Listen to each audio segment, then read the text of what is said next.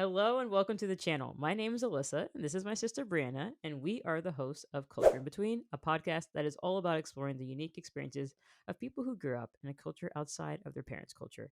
If you're interested in learning more about the podcast, feel free to check out the description below. In today's video, we'll be covering the book Yinka, Where Is Your Husband? It's a fictional book, and is a debut novel by Lizzie Damilola Blackburn. It's a story centered around the life of Yinka, a 30 something British Nigerian woman who is smart, career focused, and single, a status that her family is eager to change and continually reminds her about.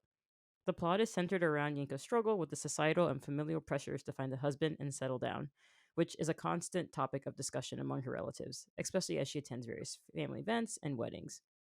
When the book begins, Yinka feels increasingly left out and pressured as her younger cousin gets engaged and her aunt bluntly asks her, Yinka, where is your husband? This question becomes a recurring theme, highlighting the intense pressure on Yinka to conform to cultural expectations of marriage. Motivated partly by the desire to stop the incessant questions about her single status and partly by her own internal conflict about being single, Yinka sets out on a mission to find a boyfriend by the time her cousin's wedding is scheduled. Yinka's quest leads her through a series of very awkward dates and interactions as she navigates the dating scene.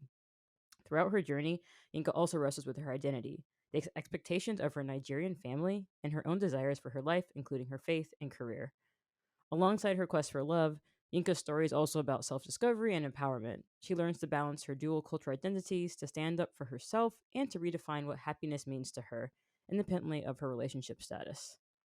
So they're kind of a lot of cultural themes, but the two I'll talk about here, one is colorism, because throughout the book, Yinka has a constant feeling of not being beautiful.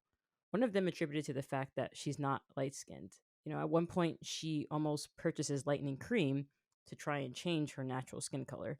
And some non minorities might not be aware or understand that there is colorism or favoritism for certain shades of skin. This is extremely unfortunate, and I wish we could change the narrative so that people of all shades would feel beautiful. But this is something that Yinka does touch on in the book. Another theme is family dynamics and community.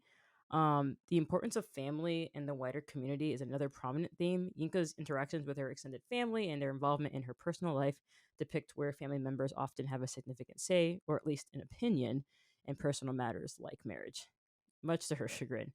One of my favorite moments was when Yinka finds her way at the end of the book. For most of the novel, she's trying to adhere to the beauty standards that she thinks others expect of her and the job standards that she thinks her family demands of her. And it's refreshing when Yinka finally accepts herself for who she is and finds happiness in that, finally pursuing the things she's passionate about instead of trying to live the life of someone else. And my favorite quote is can't think it's like in the middle of the book, can't remember. I wrote it down here, but it says, I realize how freeing it is to say what I think, to stand up for myself. I realize how much less of an effort it is to be my authentic self as opposed to trying to be someone else. I love this feeling. I love this Yinka. I can get used to her. Yeah. I loved Yinka, Where's Your Oh yeah, Husband? we didn't show the I book.